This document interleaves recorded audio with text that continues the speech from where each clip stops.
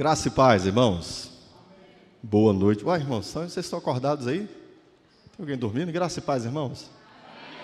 A paz do Senhor Jesus esteja com você. Seja muito bem-vindo. É uma alegria imensa estar com você aqui nessa noite. Você que está aqui pela primeira, pela segunda vez, você que já é membro dessa igreja, sinta-se em casa. É muito bom ter você aqui conosco. Você também que nos acompanha pela internet. Bom, vamos lá. Abra sua Bíblia comigo, deixe sua Bíblia aberta aí. Antes de lermos, eu vou explicar a vocês algumas coisas para que a gente possa entender bem esse texto, né? Texto de Atos dos Apóstolos. Abra sua Bíblia, Atos dos Apóstolos, capítulo de número 10. É uma porção longa a que nós leremos hoje, tá? Vai do verso de número 23, parte B do verso 23, até o verso 48. Mas antes de ler, já vou dar algumas informações para vocês, até a fim de que essa leitura seja feita com mais aproveitamento, tá bom?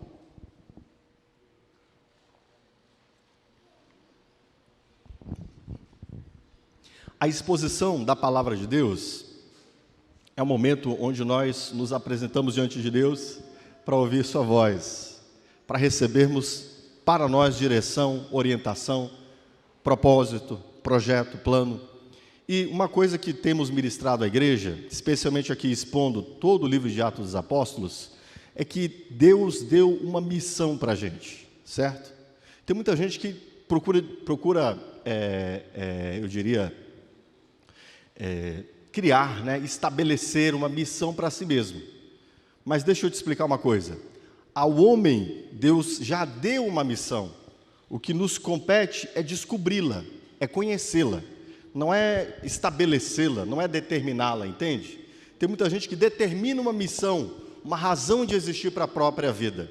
Mas para nós que seguimos a Cristo Jesus, sabemos que Ele já nos deu uma missão, e isso está claro, especialmente nos textos quando Ele determina a sua igreja que cumpra a missão que Ele estabeleceu antes de Ele ascender aos céus. E é exatamente sob essa perspectiva que estamos olhando Atos dos Apóstolos. Aqueles que foram transformados pelo Evangelho, também foram enviados a pregar o Evangelho. E ser enviado a pregar o Evangelho é uma das mais importantes missões da nossa vida. Não apenas da igreja, mas de cada cristão particularmente. Entender isso. Bem, é sob essa perspectiva que nós vamos olhar para esse texto hoje. Nós estamos no capítulo 10 de Atos dos Apóstolos, e deixa eu recordar para você, especialmente os dois últimos sermões, que se conectam muito diretamente com esse sermão de hoje. O sermão, o antepassado, né, nós vimos a visão de um homem chamado Cornélio, que era um centurião. O centurião era um oficial romano, que em algum momento na sua jornada de vida, transitando pelo Império Romano, ele descobriu a fé judaica. E pela fé judaica, ele descobriu que existia um Deus nos céus, ao qual ele deveria temer e a quem deveria obedecer. E ele passou a tentar viver de modo digno desse Deus. E vivia uma vida piedosa, uma vida onde ele ofertava seus bens aos carentes, abençoava o povo de Deus, os judeus, com seus recursos, e procurava viver uma vida de oração. Num determinado dia, um anjo aparece a ele, revelando a ele que ele precisava entender a respeito do Messias, e que para isso ele deveria enviar seus servos, né, mandar chamar Pedro até si, a fim de que ele ouvisse a mensagem de Pedro.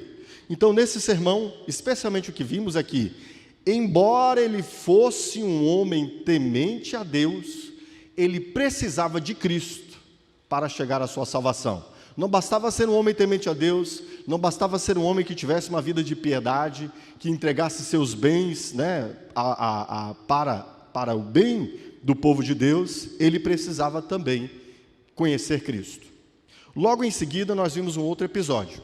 Se Cornélio teve essa visão em sua cidade, vemos Pedro numa outra cidade tendo uma visão, uma revelação da parte de Deus, de que trocando em miúdos a visão, né? Não vou contar toda a visão. Se você quiser saber um pouco mais, procure o sermão passado na internet, você terá acesso a ele.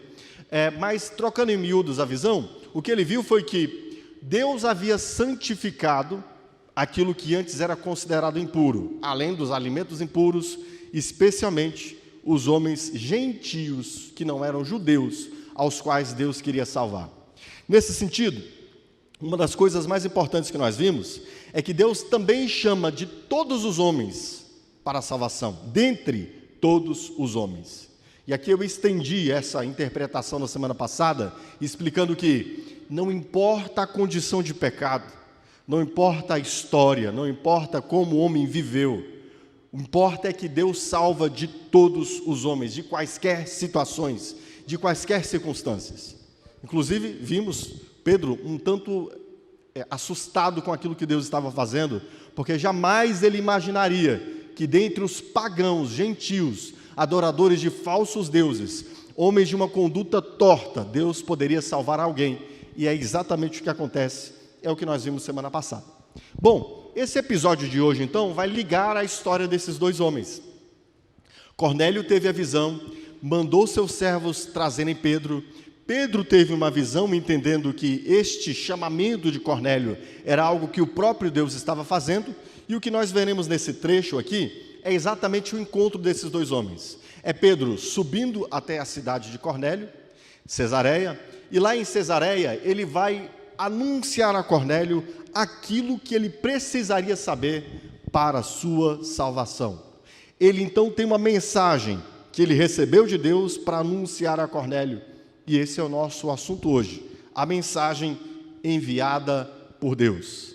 E aqui eu queria que você prestasse atenção, tanto na leitura, quanto na exposição do sermão, especialmente em dois aspectos. O primeiro deles é, você que é cristão, você que teme e serve a Deus, e que tem aprendido, que tem que anunciar o Evangelho, esse trecho, ele tem, digamos assim, um roteiro para nós anunciarmos o Evangelho, para dizermos o que realmente importa. Porque às vezes o que a gente diz para as pessoas são coisas muito desconectadas, né? Deus vai abençoar sua vida, Jesus te ama. Tá, mas o que é essa bênção de Deus sobre a vida das pessoas? O que significa o amor de Deus e como Deus de fato amou? E mais importante que isso, qual é a resposta que o homem precisa dar a Deus, diante da mensagem que Deus tem ao homem? Tá bom? Então você que é cristão, ouça esse sermão na perspectiva de buscar entender como nós temos aqui também um roteiro, tal qual vimos lá na pregação no capítulo 8, né, de Atos dos Apóstolos, que lhes expliquei que ali nós tínhamos um roteiro, em Isaías 53. E aqui nós temos a síntese do sermão de Pedro, para nós entendermos o que anunciar àqueles que precisam ouvir a mensagem de Deus. E se você ainda não recebeu, não entendeu qual é a mensagem de Deus para você, hoje é o dia de você aprender isso, de você saber o que foi a mensagem de Jesus, o que é a mensagem que os apóstolos pregavam e como você deve responder a esta mensagem. Amém? Então, com essa percepção, eu quero fazer essa leitura com você, uma leitura longa, eu vou fazê-la sozinho, mas acompanhe aí com seus olhos, tanto aqui, né, no texto aqui em cima de mim, tá bom? Na NVI, Nova Versão Internacional, quanto na sua Bíblia, se você tiver a sua Bíblia na sua mão, Atos capítulo de número 10, a partir do verso 23. A palavra de Deus nos diz assim. No dia seguinte, a parte B do versículo 23, né? No dia seguinte, Pedro partiu com eles e alguns dos irmãos de Jope o acompanharam. No outro dia, chegaram a Cesareia. Cornélio os esperava com seus parentes e amigos mais íntimos que tinha convidado. Quando Pedro ia entrando na casa, Cornélio dirigiu-se a ele e prostrou-se aos seus pés, adorando. Mas Pedro o fez levantar-se, dizendo: levante-se, eu sou homem como você. Conversando com ele, Pedro entrou e encontrou ali reunidas muitas pessoas, e lhes disse: vocês sabem muito bem que é contra a nossa lei um judeu associar-se a um gentio, ou mesmo visitá-lo. Mas Deus me mostrou que eu não deveria chamar impuro ou imundo a homem nenhum. Por isso, quando fui procurado, vim sem qualquer objeção. Posso perguntar, por que vocês me mandaram buscar? Cornélio respondeu: há 4 dias eu estava em minha casa orando, a esta hora, às 3 horas da tarde. De repente, colocou-se diante de mim um homem com roupas resplandecentes e disse: Cornélio, Deus ouviu sua oração e lembrou-se de suas esmolas.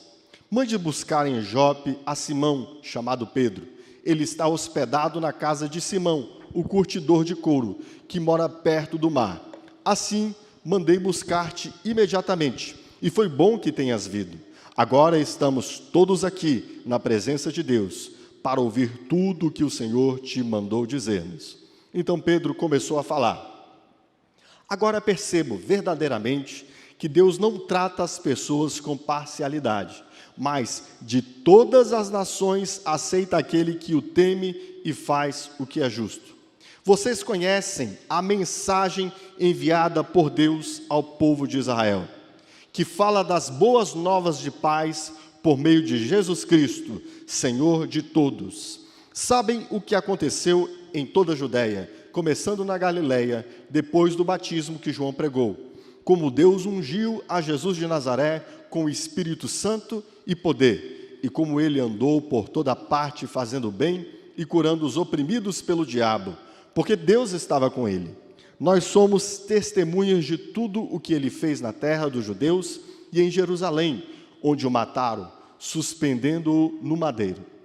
Deus, porém, o ressuscitou no terceiro dia e fez que ele fosse visto, não por todo o povo, mas por testemunhas que ele designara de antemão, por nós que comemos e bebemos com ele depois que ressuscitou dos mortos. Ele nos mandou pregar ao povo e testemunhar que foi a ele que Deus constituiu juiz de vivos e de mortos. Todos os profetas dão testemunho dele, de que todo que nele crê recebe o perdão dos pecados mediante seu nome. Enquanto Pedro ainda estava falando estas palavras, o Espírito Santo desceu sobre todos os que ouviam a mensagem. Os judeus convertidos que vieram com Pedro ficaram admirados de que o dom do Espírito Santo fosse derramado até sobre os gentios, pois os ouviam falando em línguas e exaltando a Deus. A seguir, Pedro disse: pode alguém negar a água, impedindo que estes sejam batizados? Eles receberam o Espírito Santo como nós. Então ordenou que fossem batizados em nome de Jesus Cristo. Depois pediram a Pedro que ficasse com eles por alguns dias. Bem, obviamente o trecho é muito grande, eu não tenho como me deter detalhadamente em cada porção do texto, mas nós vamos ao seu coração. Mas eu quero que você observe algumas coisas importantes já do início do texto. Cornélio esperava na sua casa com seus parentes e amigos. Isso nos mostra que ele sabia que receberia uma riqueza vinda de Deus. Ele sabia que receberia a mensagem de Deus a si. Deus havia enviado um anjo para dizer para ele que chamasse Pedro. E por esse motivo, ele não se manteve, eu diria, egoísta, né? Aguardando aquela mensagem apenas para si. Ele chama seus amigos, seus familiares para estarem ali. Mas observe que no verso 25, quando Pedro chega, Cornélio se prostra diante dos pés de Pedro e o adora. Isso mostra, isso é uma evidência que embora Cornélio fosse um homem temente a Deus, embora Cornélio fosse um homem de oração, ainda lhe faltava entender com clareza o Evangelho, a mensagem de Deus. Ele ainda estava suscetível a adorar aqueles que não são Deus. Ele está adorando o que não deve adoração. Está servindo e tateando a Deus ainda no escuro. Ele era um semi-cristão, né? Tateando no escuro ainda. Ele ainda estava se curvando diante de Pedro. Assim também, há muitos homens e mulheres que já temem a Deus, que já têm uma entrega a Deus de suas vidas, mas que ainda precisam compreender com clareza o Evangelho. Já têm alguns lampejos de verdade, mas ainda permanecem no escuro. Sabe quando as luzes se acabam? E de repente trovoa e relampeja, e de repente aquela luz, né, ilumina o cômodo, mas logo em seguida vem as trevas. Assim são os homens que, embora já temendo a Deus, não descobrindo ainda o Evangelho de Cristo. Vêm lampejos da glória de Deus, têm algum discernimento do lugar onde estão, mas ainda continuam com algumas condutas que dão testemunha de que eles ainda não servem a Deus, mas estão no caminho. Esse homem, por exemplo, ele se prostra diante de Pedro. E eu queria dizer para você uma coisa: há pessoas que ainda se prostram diante de imagens, há pessoas que ainda se prostram diante de ídolos, há pessoas que estão seguindo, digamos assim, fielmente, algumas religiões. Isso mostra que essas pessoas ainda não tiveram a revelação do Deus dos céus. Pedro não, quando alguém se prostra diante dele, Pedro rejeita aquilo como uma abominação. Pedro não aceita que aquele homem estivesse prostrando diante disso. Ele diz: olha, Cornélio, levanta, porque o seu homem como você. Cornélio, obviamente, ainda não entendia isso com clareza, mas certamente parte da mensagem de Pedro já dizia a respeito a alertá-lo. Há um só Deus a quem os homens devem adorar. Há um só Deus a quem os homens devem servir. Pedro está dizendo a Cornélio: nem a mim, nem a João, e aí, contemporaneizando, nos nossos dias, nem a Maria, nem a ninguém se deve adoração. Há um só Deus que deve ser adorado. E Pedro diz isso em vida, diante de um homem que se prostrou diante dele. Por isso, aqui fica a evidência: era um homem piedoso? Certamente o era. Mas lhe faltava entender a mensagem de Deus. Eu queria que você compreendesse isso. A piedade em pessoas que adoram a Maria, a piedade em pessoas que adoram santos, a piedade em pessoas que adoram falsos deuses. Mas essa piedade precisa ser dirigida a Deus. E é o que nós temos aqui. Pedro direcionando essa piedade, essa reverência, essa adoração ao único Deus verdadeiro. Certo, queridos? Bom, logo em seguida, nós temos o verso 23, que diz-nos que Cornélio contou, Pedro perguntou, por que motivo você me mandou chamar? E Cornélio conta a história. Certamente os servos de Cornélio já haviam falado da história, mas Pedro queria ouvir pessoalmente de Cornélio. Cornélio conta que estava orando e que teve visões e apareceu-lhe um anjo. O anjo determinou que ele se chamasse Pedro. E ele diz no verso 33, agora estamos todos aqui na presença de Deus para ouvir tudo o que o Senhor te mandou dizer-nos. Essa é uma importante percepção. Esse é um importante entendimento. Que estamos todos aqui na presença de quem? De Deus. Aí Deus bateu na porta de Cornélio, entrou, pediu licença a Pedro e falou com todo mundo. Foi assim que aconteceu? Foi assim, irmãos? Deus encarnou-se, apareceu, ou numa visão apareceu? Não.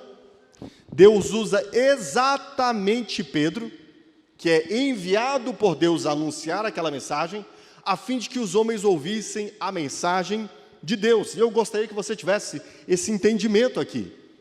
Deus jamais aparecerá a você para que você ouça a sua palavra pessoalmente. Deus jamais sequer vai enviar um anjo para que você ouça a sua mensagem através de um anjo. Deus enviará homens que receberam essa mensagem e foram transformados por ela para que você possa ouvir o Evangelho. Esse é o meio que Deus determinou fazer, entende? Tal qual um presidente, imagine se um presidente, ao determinar, por exemplo, um estado de exceção, sobre o nosso país, como a nossa Constituição prevê, que é algo que está na alçada do presidente, um estado de exceção é uma lei um tipo de lei que só o presidente pode decretar, e ele faz isso de um modo que afeta a vida de todo mundo. Aí já pensou se o presidente tivesse de bater na porta da sua casa para dizer: olha, agora eu determinei um estado de exceção, por isso é verdadeiro, então creia que existe esse estado de exceção, Não existe isso. O presidente envia seus comunicadores oficiais, o presidente usa as mídias oficiais, para fazer o seu comunicado. Assim também Deus o faz. Deus envia homens que experimentaram o poder do Evangelho para comunicarem o Evangelho. Aqui nós vemos este homem com esse zelo de querer ouvir a Deus. E na verdade talvez isso falte a muitas pessoas em nossos dias. O desejo de ouvir a Deus, de saber o que é que Deus tem a dizer a mim. Se há um Deus nos céus, se existe um Deus que trouxe à existência tudo que há, qual é a sua mensagem para mim? Assim, aquele homem estava com zelo buscando ouvir a palavra de Deus. E eu queria dizer para você uma coisa: cada vez que um cristão abre a Escritura e anuncia um evangelho, nós temos Deus falando aos homens. Tá bom? Cada vez que um cristão abre a Escritura e anuncia o evangelho, Deus está falando. Portanto, por favor, não ignore Deus falando a você. Houve um tempo em Israel que Deus enviou um profeta chamado Ezequiel, e o povo vinha ouvir Ezequiel, que achava até bonito o que Ezequiel falava, pegava algumas lições para a vida, mas não entendiam que aquilo era a palavra de Deus e que eles deveriam se submeter à palavra de Deus. E o Senhor Deus diz a Ezequiel: eles vêm a ti e ouvem como alguém que ouve alguém que canta belas canções, mas eles saem daqui e ignoram as minhas palavras. Mas um dia eles saberão que houve no meio deles um profeta. E adivinha o que Deus fez da igreja? Uma nação de reis e profetas. A igreja é uma nação de reis e profetas, diz o apóstolo Pedro. E nesse sentido, a igreja é constituída desse poder de profecia quando a igreja entrega a mensagem de Deus aos homens. Daqui a pouco nós veremos o que é exatamente essa mensagem. Mas a primeira coisa que eu quero te dizer é: se você não é cristão, não ignore um cristão que nasceu de novo e que anuncia a você a mensagem de Deus. É Deus quem está falando a você. E se você é cristão, eu quero te dizer uma coisa: encoraje-se, né? Encoraje-se. Você foi enviado por Deus a anunciar o evangelho, entende? Você está em nome de Deus para anunciar o evangelho. E o próprio Deus é quem dá testemunho da sua palavra quando nós a pregamos. Amém? Deu para entender isso? Ok. Mas então vamos lá para o coração desse trecho. O coração desse trecho é sobre a própria mensagem enviada por Deus. E o título desse sermão é exatamente esse: a mensagem enviada por Deus. Depois que Pedro ouve aquelas palavras de Cornélio, ele diz: sei então que Deus não faz diferença entre judeu e não judeu, entre pecadores e o povo que outrora fora chamado por Deus. Dentre os pecadores, Deus está chamando a salvação. E então Pedro diz-nos, a partir do verso 36, o que vem a ser esta mensagem que ele veio proclamar a Cornélio. Observe o verso 36. Pedro diz assim: vocês conhecem a mensagem enviada por Deus ao povo de Israel, que fala das boas novas de paz por meio de Jesus Cristo, Senhor de todos. Preste bem atenção, olha o que Pedro diz. Vocês sabem da mensagem enviada por quem, queridos? Por Deus. Deus envia uma mensagem ao seu povo. Deus tem o interesse de comunicar algo ao seu povo. Deus é um Deus que fala, Deus é um Deus que se comunica, Deus é um Deus que se dirige ao homem. Deus cria o homem com a faculdade de se comunicar exatamente porque Ele é um Deus que fala. Inclusive o Cristo Jesus é chamado de a palavra de Deus, a mensagem de Deus. E aqui o apóstolo Pedro ressalta: vocês conhecem a mensagem que Deus enviou ao seu povo. E ele diz no verso 36, essa mensagem fala a respeito de quê? Das boas novas de paz, a respeito de, por meio de Jesus Cristo. Então preste atenção. Qual é a mensagem de Deus aos homens? A mensagem de Deus aos homens é a boa nova de paz por meio de Jesus Cristo. Bem, a primeira coisa importante aqui é que a palavra boa nova, ou evangelho, é por isso que o que temos aqui atrás de nós é exatamente a respeito disso. O que temos aqui atrás de nós? O que está escrito aqui? Transformados pelo evangelho. A palavra evangelho quer dizer boa nova, tá bom? E naquele tempo, essa era uma expressão técnica, tá? Para descrever uma mensagem que um rei que um capitão, que um general, que alguém investido de poder tinha para dirigir a um determinado público seu. O imperador ao seu império, o capitão à sua tropa, enfim. E o que é essa boa nova?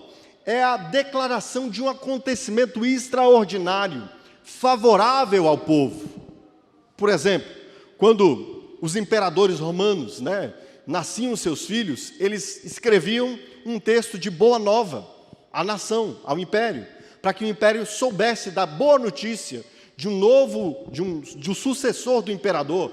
E assim, de muitas outras formas, essa palavra era utilizada para aquelas situações que mudavam radicalmente a vida do povo e favoreciam o povo. Por isso, seus imperadores, seus governantes, por isso, seus capitães, seus generais enviavam boas novas ao povo. Mas aqui quem está enviando essa boa nova, essa boa notícia, é o próprio Deus. E a boa notícia é de uma boa nova de quê, queridos? De paz. Aí você me pergunta, pastor, e o que tem a ver essa paz com a boa notícia? Bem, aí você precisa entender o contexto, Nós veremos um pouco mais à frente porque precisamos de paz com Deus. Talvez você não saiba, mas o estado natural entre o homem e Deus, em razão do pecado, é um estado de conflito. Há um conflito entre o homem e Deus. Há um relacionamento quebrado. Há um relacionamento contencioso entre o homem e Deus. Por isso a importância de uma boa nova de paz. Mas isso nós veremos um pouco mais à frente, tá? E tudo isso, essa boa nova de paz, que Deus dirige a nós, só acontece por meio de Jesus. É Jesus quem estabelece o caminho pelo qual possa haver paz entre o homem e Deus, e é dele que vem essa notícia para nós, do modo como ele conquistou essa paz entre nós e Deus, e como ele estabelece entre nós e Deus essa paz. E aqui eu queria observar com você uma expressão que Pedro utiliza no início do versículo 36. Ele diz assim: vocês conhecem a boa nova de paz por meio de Jesus Cristo. E aqui entra um detalhe importante, Preste atenção. Cornélio já havia ouvido falar a respeito de Jesus, mas nunca havia experimentado na sua vida essa paz que vem por meio da boa nova. Cornélio já havia ouvido falar dos milagres de Jesus. Pedro está dizendo, vocês estão cientes dessas coisas. E como Pedro sabe que eles estão cientes dessas coisas? Ora, nós vimos semana passada que os servos de Cornélio foram enviados até Pedro. Provavelmente Pedro inquiriu, perguntou os servos de Cornélio sobre o que eles sabiam e conheciam a respeito de Jesus. Por isso, Pedro vem e diz, vocês sabem, mas não haviam experimentado, não haviam vivido, entende? Eles realmente não tinham ainda essa experiência de Cristo como seu Senhor e Salvador.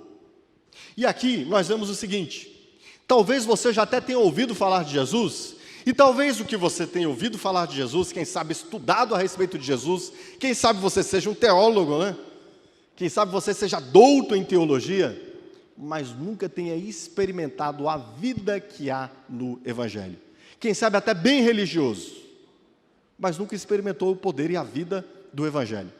E na época que eu fiz meu mestrado, eu estava pesquisando uma escola de teologia, que a gente chama de liberal, bastante liberal. E eu conheci uma teóloga dessa escola, que ela escrevia, irmãos, sobre teologia há dezenas de anos.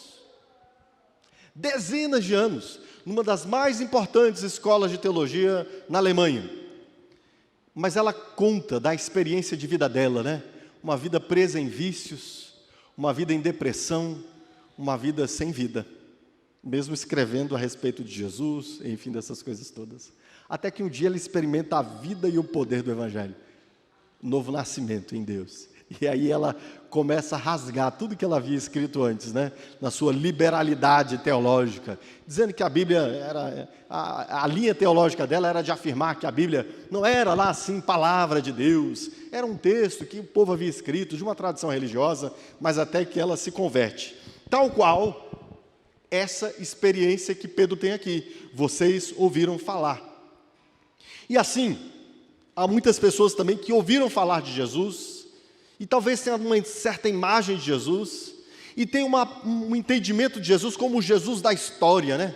O Jesus que morreu há 2000 anos atrás, o Jesus que tem uma imagem da casa dele, lá na casa da minha avó, né? Ou quem sabe na igreja que eu frequento. Você conhece a Jesus como um homem carnal. Você, enquanto carnal, conhece a Jesus em sua carnalidade. Você precisa conhecer a Jesus de outro modo, espiritualmente, uma experiência viva. A respeito disso, abra sua Bíblia comigo, lá em 2 Coríntios, capítulo de número 5.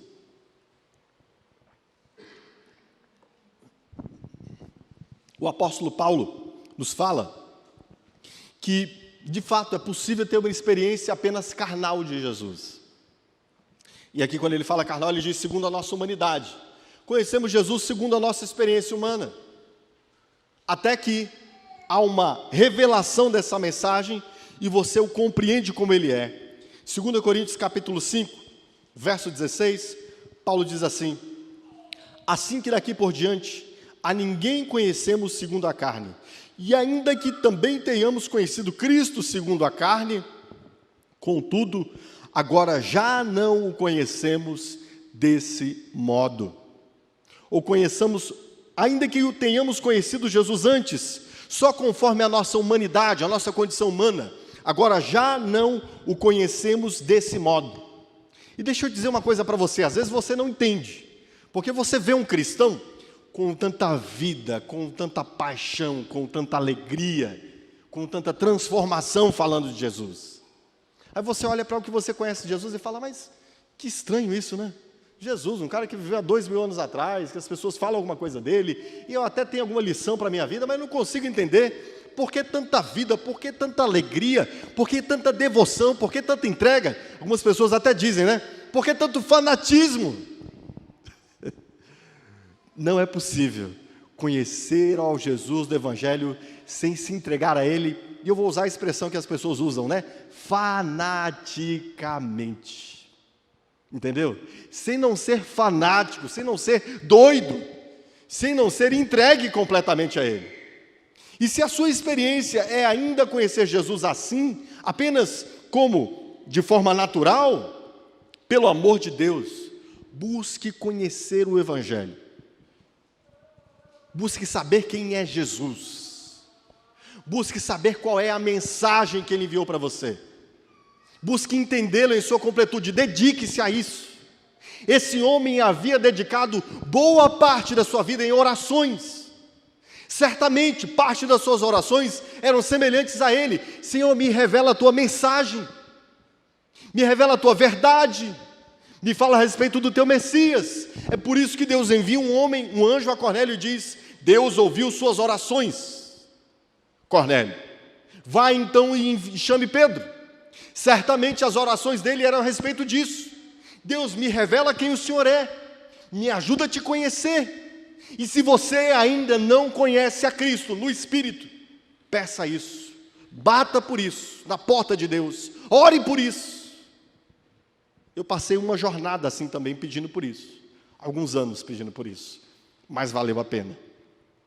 Assim como esse homem se dedicou a procurar entender, procure entender. Não seja negligente em começar a ler a Bíblia. Não seja negligente em pedir a pessoas que você sabe que pode te ensinar, por favor, me instrui. Não seja negligente em ir em direções a pessoas que você sabe que conhecem o Evangelho e pedir: vem aqui, por favor, à minha casa e me ensina. Entende isso? Porque eles já sabiam de Jesus, mas ainda não haviam experimentado. E essa experiência vem por ouvir o Evangelho. O Evangelho, ele é o poder de Deus para a salvação. O Evangelho faz que Cristo deixe de ser uma pessoa morta há 2000 anos atrás, para que Ele seja o Cristo ressuscitado hoje, presente aqui, que está falando a você e que tem o poder de transformar a sua vida aqui e agora. Mas não negligencie pedir, não negligencie bater, não negligencie perguntar, não negligencie orar. Esse é o maior tesouro da sua vida, que você tem que buscar com toda a sua força, com toda a sua energia, de todo o seu coração. E vale a pena pedir, buscar e procurar esse tesouro. Queira ouvir o Evangelho. A você, inclusive, que está nos ouvindo aqui pessoalmente, ou por meio das nossas mídias sociais, você quer conhecer o Evangelho? Nós ministramos um curso chamado Boas Novas. Vamos começar esse curso agora no mês de maio. Pastor, eu quero saber o que é o Evangelho mais profundamente. Você vai estudar a Bíblia desde Gênesis até a morte e ressurreição de Jesus, para entender o Evangelho. Fica esse chamamento aqui. Procure-nos para isso. Tá bom? Bem, em seguida, o que nós temos? Temos Pedro contando sobre como Jesus, cheio do Espírito Santo, estava demonstrando que Deus era favorável ao homem, querendo lhes fazer bem. Observe o verso de número 37. Olha o que diz aqui, diz assim: sabem o que aconteceu em toda a Judéia, começando na Galileia, depois do batismo que João pregou, como Deus ungiu Jesus de Nazaré com o Espírito Santo e poder, e como ele andou por toda parte fazendo bem e curando todos os oprimidos pelo diabo, porque Deus estava com ele. Há um contexto aqui para essa fala. Pedro fala de Jesus cheio do Espírito Santo. Vocês sabem que Jesus estava cheio do Espírito Santo. Pedro está fazendo menção aqui, obviamente, da promessa que Deus fizera do Messias que viria. O rei ungido de Deus, cheio do Espírito Santo de Deus, para cumprir os propósitos de Deus junto ao seu povo. Pedro então está dizendo que a evidência do Espírito Santo derramada sobre Jesus mostra-nos que Jesus Ele é a mensagem de Deus dirigida aos homens. Como Ele viveu e o que Ele fez demonstram a favorabilidade de Deus para com os homens, que Deus é favorável aos homens. Observe o que ele diz no verso 37. Jesus, cheio do Espírito Santo, depois do seu batismo na Galileia, diz o verso 38, com o Espírito Santo e com poder, ele andou por toda parte fazendo o que, queridos? O bem, curando, diz o texto bíblico, os oprimidos pelo diabo. E Deus estava com ele, fazendo através dele essas coisas. O que Pedro está dizendo? Que Deus revela em Cristo sua atitude favorável para com o homem. Há um Deus favorável a você. Há um Deus que demonstra que veio para fazer bem. Naquele tempo, inclusive, você deve se lembrar, ele faz menção aqui de João Batista. A pregação de João Batista era a seguinte: raça de víboras, quem vos induziu a fugir da ira vindoura? João Batista vai dizer que o machado já estava posto à raiz da árvore e que prestes Deus cortaria e lançaria no fogo todo aquele que não se arrependesse. O que está na mente de João Batista? O Messias está vindo com o juízo de Deus aos homens. Deus não será mais paciente com os homens. Nesse sentido, Deus não permitirá que os homens continuem nas suas condutas pecaminosas. Ele já virá com o juízo. Mas o que Pedro está dizendo? De modo oposto a isso, o que vemos Jesus fazendo é o bem aos homens. Ele veio favorável. Jesus não veio com 10 pragas ao Império Romano, entende? Não foi uma nova revelação de Deus com 10 pragas ao Império Romano. Não. Jesus veio fazendo milagres e bem até mesmo aos romanos.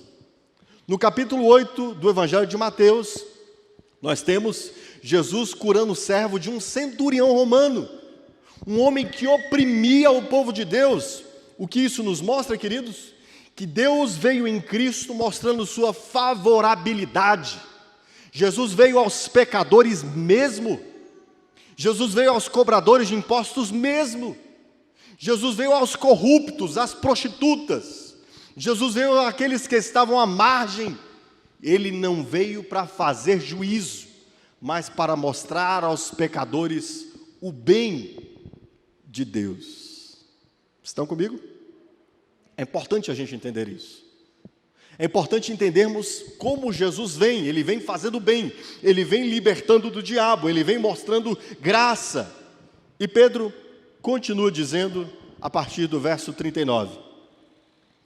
Pedro anuncia a morte e ressurreição de Jesus e diz que essa morte e ressurreição fez de Jesus Senhor dos vivos e dos mortos, para julgar os vivos e mortos. Ele diz assim: nós somos testemunhas de tudo que ele fez na terra dos judeus, em Jerusalém, onde o mataram, suspendendo-o no madeiro.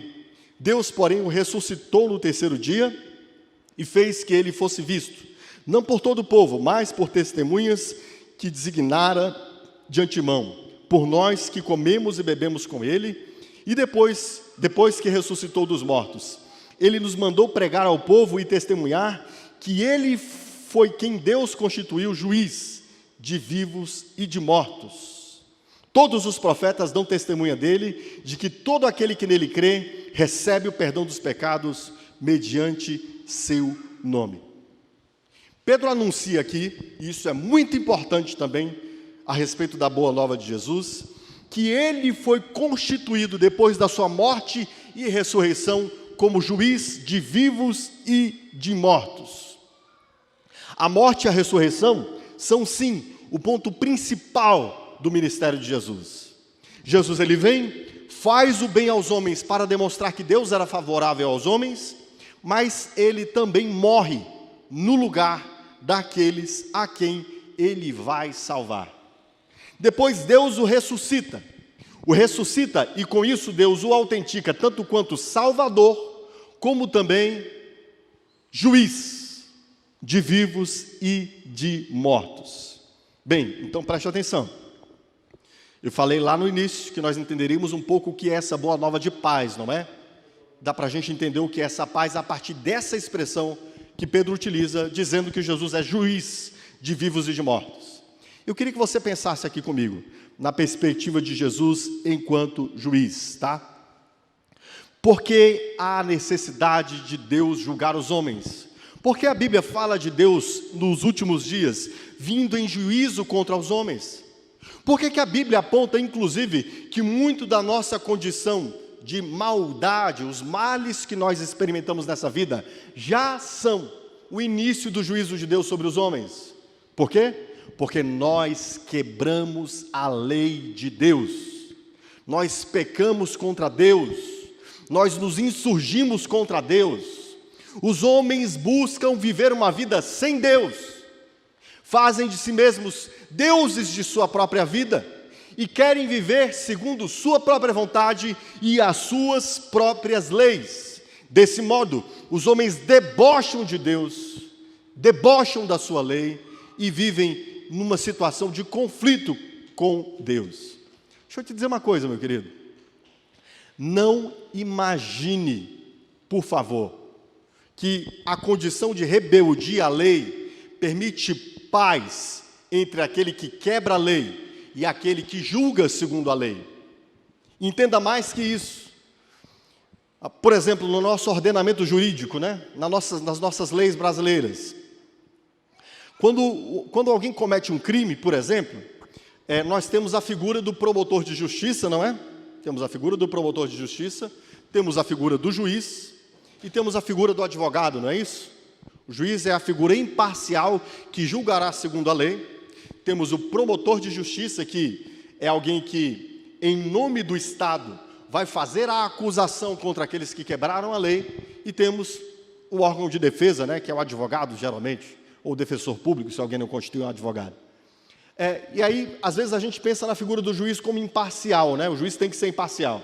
Sim, imparcial no sentido de que ele julga retamente a lei. Só que, preste atenção, é porque nós fizemos no nosso Estado moderno essa tripartição de poderes, né? Tem o poder judiciário, tem o poder legislativo, tem o poder executivo. Mas pense comigo, quem elaborou a lei? O judiciário. Contra quem alguém quebra a lei em primeiro plano? Contra quem estabeleceu a lei. Você sabia, por exemplo, que se você cometer um crime contra alguém, e o poder público tomar ciência desse crime. É claro, né? Crimes de maior potencial ofensivo. Não basta essa pessoa dizendo, olha, eu perdoo essa pessoa, tá bom? Imagine alguém, vamos pensar numa situação, né, extrema. Alguém que tenha, por exemplo, violentado uma criança. E essa pessoa pediu perdão ao pai da criança. E o pai da criança disse, eu perdoo você. Imagine então a justiça vindo ao encontro dessa pessoa. E aí a pessoa diz, não, mas eu perdoei, ele fez contra mim, então ele está liberado disso. Ele será liberado daquele juízo, daquele julgamento? De modo nenhum. Porque a primeira coisa que ele ofendeu foi a própria lei. A lei foi ofendida, o legislador foi ofendido. No nosso caso, a gente diz que o Estado foi ofendido. Então preste atenção. Quando os homens quebram a lei de Deus, Deus é a primeira pessoa ofendida. Porque as leis são dele. E nesse sentido, Deus sendo legislador e juiz, nós não temos paz com Deus enquanto caídos em Adão e entregues a uma vida de pecado. Por mais que o homem tente se dessensibilizar diante do pecado, ele está numa situação de conflito com Deus. Não há paz entre os homens e Deus. E Jesus é constituído juiz para julgar os homens. Mas aí talvez você me diga, né? Ah, pastor, mas eu não acredito, né? Que as coisas que a Bíblia diz que são erradas, são de fato erradas. Eu penso diferente, pastor. Né? Para mim, as coisas que a Bíblia diz que são erradas, não são exatamente erradas. Meu jeito de entender é diferente. Eu não acredito que é pecado o que a Bíblia diz que é. Se eu não acredito em pecado, e se o que eu acho que Deus não se importa com as coisas que eu faço, e se as coisas que a Bíblia dizem serem más, para mim parecem boas, para mim está bom, pastor. Não é assim que as pessoas dizem hoje? Não é assim? E aí eu queria que você considerasse o seguinte, por favor. Deus criou o mundo, mas nós caímos em desobediência em Adão. E eu queria que você lembrasse do episódio de Adão e Eva. O que acontece ali em Adão e Eva? Adão e Eva consideraram a palavra de Deus como se ela não tivesse um juízo correto sobre o certo e errado. Deus havia dito a Adão e Eva, desta árvore vocês não poderão comer, das demais vocês poderão. De onde vem a definição do que é certo e o que é errado, irmãos? De Deus. E o que Adão e Eva fazem? Exatamente o que os bonitinhos fazem hoje, achando que irá tudo bem. Eu não acho que a palavra de Deus está certa. Eu tenho o meu conceito de certo, pastor. Era exatamente a condição de Adão e Eva. E mais que isso, o fruto que era proibido pareceu boa. O fruto pareceu bom aos olhos de Eva e agradável ao paladar, é o que diz Gênesis 3:6. E é exatamente como as pessoas se conduzem hoje. Eu não acho que Deus pode determinar exatamente o que é certo e o que é errado, porque eu acho que isso é bom e eu acho que isso é agradável, né? É claro, o pecado sempre será atraente como algo bom e agradável. Parece exatamente o que aconteceu com Adão e Eva. Nós dizemos para nós mesmos, o errado é certo, e o certo é errado, porque o errado me parece prazeroso, e por isso eu me dou o direito de fazer o que diziam ser proibido. Não é exatamente isso? Sim ou não? E aí, desse modo, olha o que fazemos, nós cauterizamos a nossa consciência. Nós nos condicionamos a fazer o que é errado, sem nos sensibilizarmos. Eu me lembro, por exemplo, de uma cena, eu ainda lembro disso, irmãos, eu lembro disso porque a visão que eu tenho, a lembrança que eu tenho na minha memória, era que minha mãe era bem grandona, né? E todo mundo que conhece minha mãe sabe que minha mãe tem 1,50 m, 1,49 m, né? Mas eu me lembro da primeira vez, ali, enquanto criança ainda, com 3 anos de idade, eu não sei dizer o que foi, eu não tenho memória do que foi que eu fiz, que poderia ofender minha mãe. Mas eu lembro que eu disse alguma coisa que ofendeu a minha mãe. Mas logo na hora meu coraçãozinho se apertou tanto, que eu corri para perto da minha mãe para dar um abraço, um beijo nela e pedir desculpa. Não sei nem se eu sabia dizer direito desculpa, mas eu tenho essa memória emocional muito forte. Mas sabe o que acontece comigo? À medida que os anos vão passando, eu vou me dessensibilizando. E na minha adolescência eu era um estúpido adolescente com os meus pais. Né? Por quê? Porque você vai aprendendo a dizer para si mesmo, o que é certo, na verdade, não é certo, é errado. E o que é proibido, não é tão proibido assim, já que me dá prazer em fazer. Só eu fiz isso? Ou todos nós, caídos em Adão, assim o fizemos? Todos nós o fizemos. Preste atenção. Além dessa queda, né, que tivemos em Adão, o que mais, essa queda moral, né, quando nós nos damos ao direito de fazer o que é proibido, o que mais nós estamos fazendo contra Deus? Porque quando nós nos damos o direito de fazer o que é proibido, segundo a Bíblia, nós estamos dizendo para Deus, a sua lei não importa, sua lei não vale nada, você não sabe o que é certo e o que é errado. Além de nós pecarmos contra Deus, infringindo contra a sua lei, além disso, sabe o que é que nós estamos fazendo? Nós próprios estamos determinando o que é certo e o que é errado, e com isso estamos dizendo a Deus, eu sou o meu Deus. Percebe a nossa ousadia? Imagine um filho, né, dizendo ao pai, né, pai, isso aqui você não sabe de nada, deixa que eu faço do jeito que eu quiser. Não dá vontade de, né, sentar uma bolacha no menino desse? Me lembro do episódio, eu e meu primo, né, a gente ali, na nossa adolescência, jogando bola no quarto do meu tio, né, olha só, um quartinho de 3x3, irmão, 2,5 por 2,5, sei lá, bem pequenininho, né, jogando bola lá dentro, né. E aí ele jogava a bola, eu cabeceava a bola, me jogava na cama, e estava quase quebrando espelho, quase quebrando lâmpada, né. Meu tio chegou e disse, o nome do meu primo é Davidson, não faz isso. O que meu primo falou? Pai, pode deixar que se quebrar eu pago, né. É o nosso desaforo. É o nosso desaforo. Claro que esse desaforo do meu primo foi muito menor, né. Deus disse, não faz isso, nós dizemos, eu sei o que eu estou fazendo, né, e não tem problema se eu fizer. Nosso desaforo, nosso pecado é esse desaforo. E mais que isso, quando nós dizemos, eu defino, meu primo não fez isso, né? Ele não disse para o pai dele, pai, eu defino o que pode e o que não pode no seu quarto, né? Nós não, meu primo não fez isso, mas nós muitas vezes dizemos isso para Deus. Deus, eu defino o que é certo e o que é errado.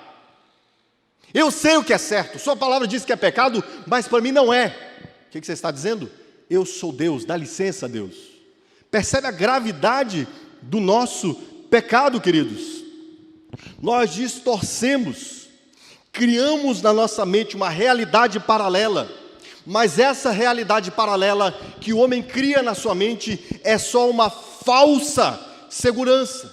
Você só está repetindo para si mesmo que você não será julgado justamente, mas quando o juiz vier, você será sim. Entende? É como alguém que diz, a gravidade não existe, até que você se lance de um precipício, e a gravidade seja tão dura, que você nunca mais ousará imaginar que mentir para si mesmo é algo que te dará vida. Entende? Bem, olhe para a lei de Deus, olhe para a perfeição da lei de Deus, para os mandamentos de Deus, aquilo que Deus declara que é pecado, é exatamente aquilo que nos faz profundo mal e também nos torna condenáveis diante do tribunal dele. Então preste atenção. Quando Deus, aí você pode me dizer, né, mas Deus é sádico, né, pastor? Deus quer fazer a gente sofrer, porque Deus nos dá mandamentos difíceis demais, não é, pastor? Mas preste atenção, olhe para a boa lei de Deus. A lei de Deus, ela é feita exatamente para nos preservar, para o nosso bem, é porque Ele nos quer bem, e quebrar a lei de Deus, leva-nos exatamente a experimentar as más consequências sobre nós, de quebrarmos sua lei, bem como far-nos-á experimentar também o juízo de Deus. Quero usar algo como exemplo aqui, o sexo. O sexo, queridos, o sexo é bom, é uma bênção extraordinária de Deus para a humanidade. Em muitos aspectos, no poder de dar vida, no poder de criar comunhão e intimidade, no poder de trazer confiança e fidelidade no relacionamento, intimidade.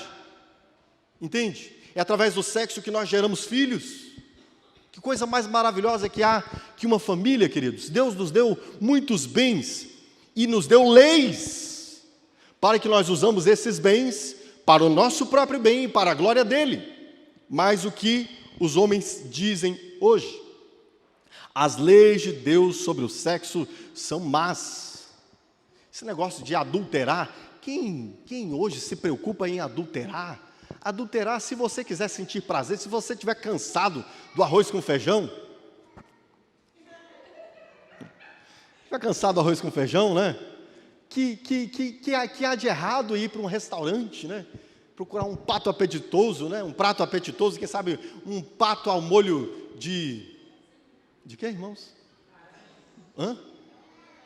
Uma picanha, né? Um pato ao molho de ervas, uma picanha, né? A mentalidade nossa, nosso prazer é que importa, né? O sexo antes do casamento, pastor, isso é coisa antiga, aí, pastor, isso na época da minha avó, hoje em dia não é mais assim, não. As pessoas hoje podem ter os prazeres sexuais que elas quiserem, a pornografia que quiserem, o importante é ela se sentir bem, né? Você se sente bem? O sexo livre, né? A felicidade no sexo livre. Aí eu vou dizer para você uma coisa. Na minha jornada pastoral, eu já tive a oportunidade de acompanhar centenas de pessoas, tanto na sua condução de obediência a Deus, quanto na sua desobediência à palavra de Deus e aos mandamentos de Deus. E adivinha, onde é que se encontra a felicidade? Por exemplo, nesse campo da sexualidade. Exatamente na obediência à palavra de Deus. Eu já conheci homens ateus que se consideravam livres para atrair a esposa, e olha, homens ateus, tá? Se consideravam livres para atrair a sua esposa com prostitutas, mas depois confessaram para mim aos prantos que se sentiam imundos depois de saírem das suas jornadas, que não conseguiam se verem livres com as prostitutas. Ateu. Eu já acompanhei mulheres, por exemplo, que traíram seus esposos, mulheres não cristãs, nesse caso estou fazendo menção disso, né? Uma aventura sexual fora do casamento, e depois perderam para sempre os filhos.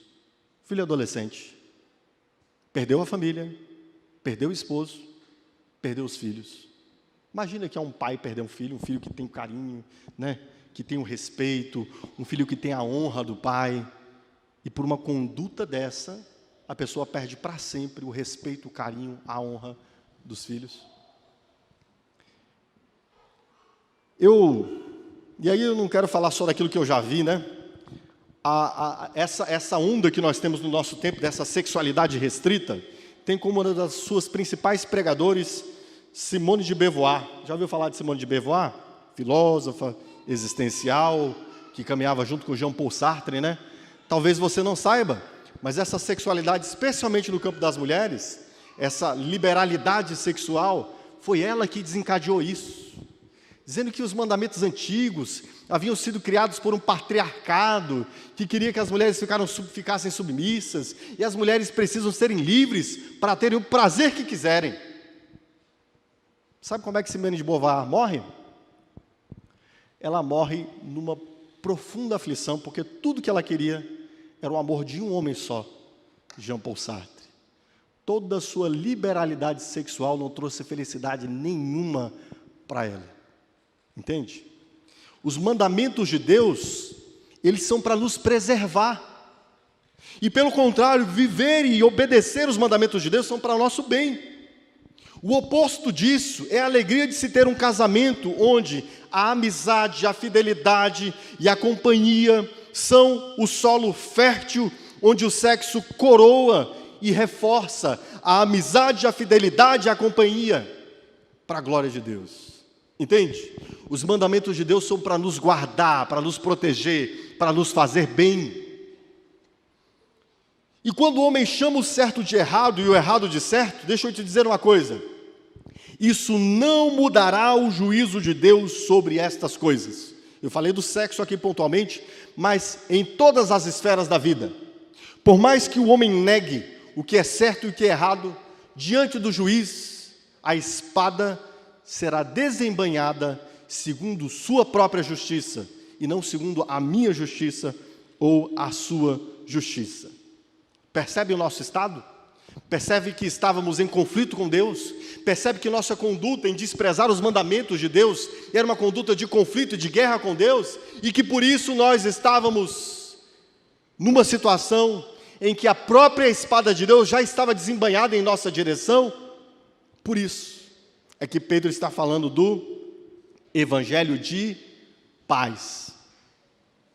Pedro termina esse trecho dizendo no verso de número 43, ele diz assim: todos os profetas dão testemunho de que todo aquele que nele crê recebe o que, irmãos? Perdão dos pecados mediante seu nome. Nós estávamos exatamente nessa condição de desobediência, nós estávamos exatamente nessa condição de desafio, um adolescente rebelde contra Deus, dizendo a Deus que sua lei não valia nada. Mas aí vem Cristo, vive uma vida de obediência a Deus, pega a minha desobediência, o juízo que seriam contra mim, e o sofre lá na cruz do Calvário. Para quê? Para que eu hoje consiga olhar e dizer, realmente, a minha vida era uma rebeldia, a minha vida era uma desobediência. Eu tratava os mandamentos de Deus como nada, como palha, eu pisava na sua lei, e com isso eu desonrava o Deus, Criador dos céus e da terra. Mas Ele enviou o seu Filho para morrer no meu lugar e perdoar os meus pecados e me dar salvação. A boa nova de paz. A ira de Deus, que deveria ser derramada sobre mim, foi derramada sobre o Filho, para que a paz que o Pai tinha com o Filho, agora possa ser dirigida a mim. Entende? É o que o apóstolo Paulo diz em Romanos capítulo 5. Justificados pela fé, agora temos paz com Deus. Os pecados daqueles que creem em Cristo são totalmente perdoados. A relação de conflito que existia entre o pecador e Deus agora é desfeita. O pecador já não olha mais para a sua conduta e diz, não tem nada a ver. Não, por quê? Porque pelo Espírito de Deus, o pecador passa a amar a Deus e a sua lei, e agora ele entende que ele precisa viver uma vida para a glória desse Deus, tendo Jesus como seu Senhor e Salvador. É disso que Pedro está dizendo, é isto que Pedro está dizendo a Cornélio e às pessoas que o estão ouvindo. Os pecados de vocês podem ser perdoados. Jesus é juiz, mas Ele veio na condição de servo sofredor para morrer no seu lugar. E se vocês crerem, vocês terão paz com Deus. Amém? O que acontece logo em seguida? Pedro ainda estava falando, e essas palavras estavam entrando no coração de Cornélio e dos ouvintes. E Pedro nem precisou perguntar, vocês querem tomar uma decisão de seguir a Cristo? Não, porque o Espírito de Deus encheu aqueles homens. O Espírito de Deus veio sobre aqueles homens. E aquilo que eles haviam ouvido falar de Cristo, agora para eles era realidade. Eles experimentaram perdão, queridos. Você já experimentou perdão? Já experimentou ser lavado do sangue de Cristo? Eles experimentaram o Espírito de Deus derramado sobre eles. Eles experimentaram reconhecer Jesus como seu Senhor e Salvador. O Espírito derramou-se sobre aqueles homens. E a partir daí, claro, eles também puderam ser testemunhas de Jesus. Você já experimentou isso? Você já creu nessa boa nova? Você já se entendeu um pecador? Já confessou Jesus, reconhecendo que o que Ele fez por você pode te perdoar de todos os seus pecados? Se você não o fez, hoje é dia de confissão e de arrependimento, de entrega e de receber o perdão de Deus que vem por meio de Jesus Cristo. Eu me recordo do dia em que criei. Isso faz, que ano que estamos? 26 anos agora em abril. 26 anos. Eu vim ouvindo o Evangelho. Era mais ou menos como esses camaradas aqui, né? Vinha ouvindo falar de Jesus, vinha lendo a Bíblia e vinha orando, Senhor, me dá salvação. Eu não sei, eu não consigo. Eu li a lei de Deus e não conseguia obedecer a lei de Deus, os mandamentos de Deus. Eu só pedia salvação, minha oração era muito curta. Até que um dia eu ouvi o Evangelho pregado. E naquele dia, queridos, tal qual esses homens aqui, o Espírito Santo de Deus veio sobre mim, me dando luz, eu entendi quem era Cristo. Eu saí naquela noite, o pastor fez um apelo ali, né? Você que entendeu que Cristo morreu por você que entendeu que Cristo é salvador de pecadores, e você quer ter uma nova vida com Cristo, vem aqui, faça uma oração de confissão de Jesus como Senhor. Eu fui, tinha mais ou menos umas 1.500 pessoas, 2.000 pessoas, não lembro exatamente, era estádio, né? Grande, um ginásio, que estava bem lotado naquele dia. Fui uma das primeiras pessoas a ir à frente. E sabe isso aqui que esses homens experimentaram? O Espírito Santo de Deus vindo sobre eles? Eu experimentei ali, irmãos. O Espírito Santo de Deus vindo sobre mim. E o perdão foi sobre mim, o sangue em mim naquele dia. Fui chamado por Cristo, salvo por Cristo. Eu saí dali e parecia que eu estava pisando nas nuvens. Você já teve uma experiência dessa? Você está andando assim e fala, uau, que isso? O que está acontecendo, né? Foi exatamente como eu me senti naquele dia.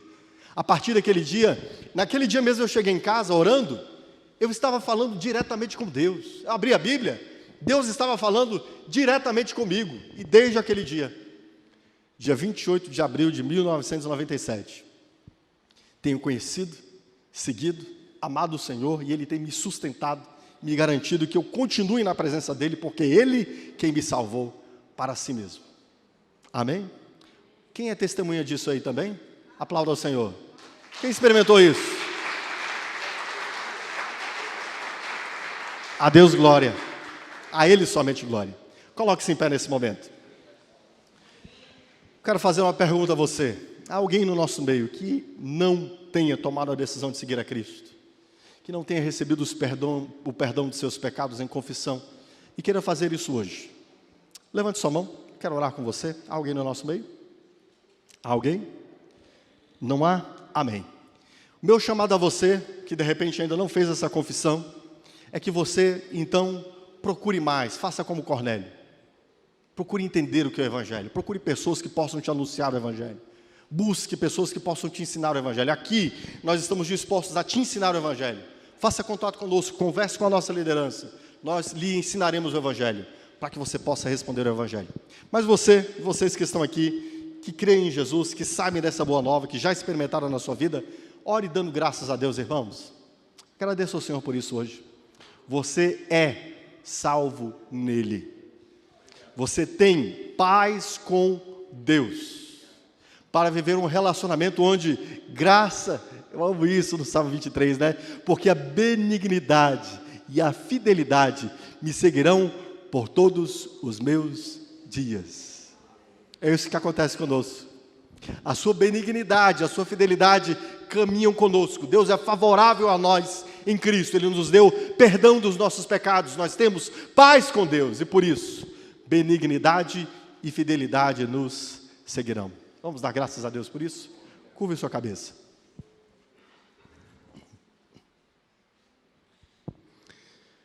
Nós chamávamos a luz de trevas, as trevas de luz.